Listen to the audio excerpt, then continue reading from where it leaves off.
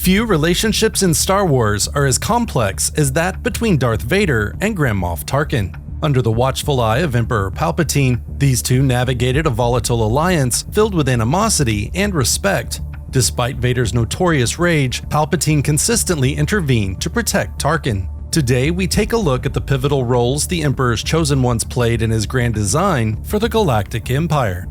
A few days after the declaration of the New Order, Tarkin reported on the Death Star's progress in the Emperor's offices on Coruscant. As Tarkin boasted that the project would exceed expectations, they were interrupted by an injured cyborg wearing black armor. This masked menace used the Force to dispatch two of the Emperor's royal guard by hurling them into the expansive window. Tarkin, who had never seen Darth Vader before, recognized a Jedi's use of the Force, and he stepped forward to protect the Emperor. But Emperor Palpatine dismissed Tarkin, reassuring the Imperial officer that he was safe. This initial encounter set the stage for the hostility and tension between Tarkin and Vader, and Palpatine knew he would need to carefully manage their volatile future in order to maintain his grip on the Empire. In the early years of the Empire, the relationship between Tarkin and Vader was openly hostile, with violence simmering just below the surface. Despite this, Palpatine intervened repeatedly to prevent these tensions from erupting into fatal confrontations. After an assassination attempt on Vader, he prepared to demonstrate his power by executing 5 officers within the Imperial Officer Corps. Although Palpatine approved, he specifically ordered Vader to spare Tarkin, emphasizing Tarkin's importance to the Empire. Tarkin was a vital architect of the Empire's military and strategic initiatives. It was Tarkin's ruthlessness and keen strategic mind that made him untouchable. By shielding Tarkin, Palpatine reinforced the power dynamics within the Empire. The complex relationship between Tarkin and Vader can be traced back to their shared history with Palpatine. Tarkin's rise to power began long before the Galactic Empire was established, during his time in the Outland Region Security Force and later in the Republic's judicial system. He caught the attention of a young Senator Palpatine, who saw in Tarkin a kindred spirit and potential ally. Tarkin's early career was characterized by brutal campaigns against pirates and insurgents, displaying unwavering loyalty and a strong military prowess. Palpatine, recognizing Tarkin's potential, began to mentor him, guiding his ascent through the political and military ranks. When the Clone Wars erupted, Tarkin and Anakin Skywalker found themselves fighting side by side. Their mutual respect grew from their shared experiences, where both displayed exceptional skill and a willingness to make ruthless decisions for the greater good. This camaraderie, however, was underscored by differing ideologies. Years later, Tarkin quickly discerned that the Emperor's enforcer was none other than the former Jedi Anakin Skywalker, and out of respect, he kept Vader's true identity a secret. The relationship between Tarkin and Darth Vader was characterized by underlying tension and the occasional confrontation. One of the most notable episodes occurred on Scarif, home to the Empire's most secretive projects. A year into Emperor Palpatine's rule, Tarkin made an unscheduled visit to the planet's Citadel Tower. Bypassing the welcoming officer, he made his way directly to the Data Vault. There, he found Darth Vader examining the schematics for Project Stardust. Without hesitation, Tarkin confronted Vader, reprimanding him for accessing the plans without proper authorization. He boldly informed the Sith Lord that the Tarkin initiative, which included Project Stardust, was under his exclusive purview, and that Vader had overstepped his bounds. Vader, in turn, invoked the power of the Force as his justification for being there, suggesting it granted him all the authority he needed.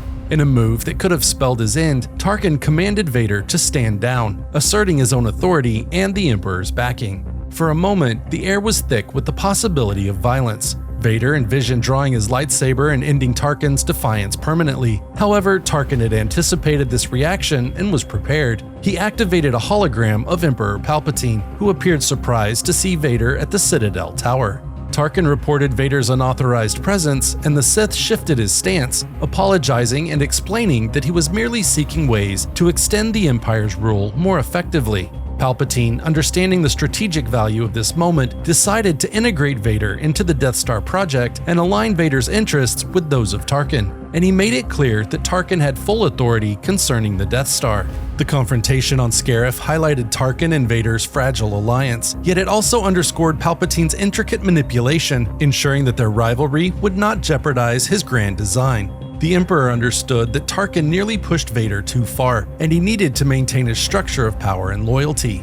18 years later, during the events of A New Hope, Tarkin still held his unique position of command over Vader on the Death Star, which was highlighted by Princess Leia's comment that she should have expected to see Tarkin holding Vader's leash.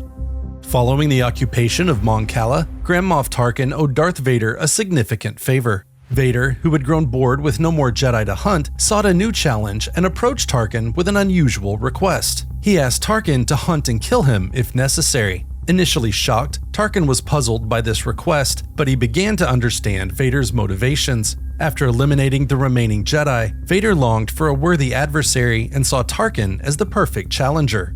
The hunt was set on the Outer Rim planet Chandar's Folly. Tarkin assembled a team of 19 of the galaxy's most skilled hunters. Knowing Vader's abilities, Tarkin equipped his hunters with slug throwers and flamethrowers, avoiding the use of blasters that Vader could easily deflect with his lightsaber. On the second day of the hunt, Tarkin's team cornered Vader. 4 hunters attacked with flamethrowers, and as Tarkin watched Vader engulfed in flames, he thought he saw a momentary hint of fear before Vader incinerated the hunters by targeting their flamethrowers.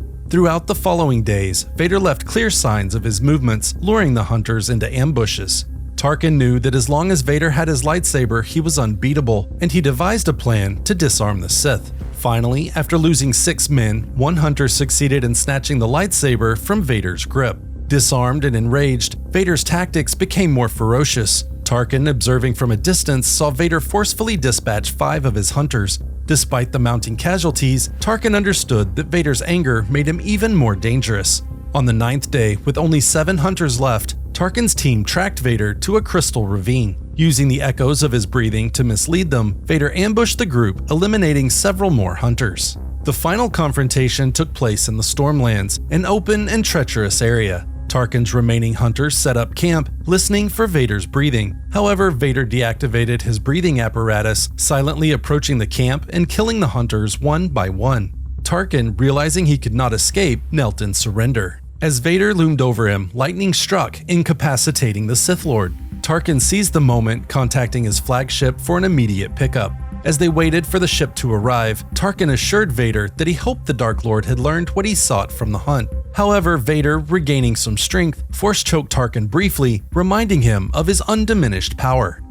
Grand Moff Tarkin's rise within the Empire was marked by his unrelenting ambition and strategic brilliance. His desire for power and control was matched only by his capacity to achieve his goals through ruthless efficiency. This ambition often put him at odds with Darth Vader, whose role as the Emperor's enforcer imposed significant limitations. While Tarkin sought to reshape the Empire's military and political landscape, Vader's authority was exercised through fear and intimidation rather than formal military rank. Despite these differences, fear and loyalty were the cornerstones of their complex relationship. Tarkin's ruthless reputation inspired fear both within and outside the Empire. Vader, as the Sith Enforcer, embodied terror, using his dark side abilities to maintain control. Yet their mutual loyalty to Emperor Palpatine played a crucial role in maintaining their alliance. Tarkin's loyalty stemmed from a long history of mentorship and strategic alignment with Palpatine's vision, while Vader's loyalty, though complicated by Sith tradition, was deeply rooted in his dependence on Palpatine's power.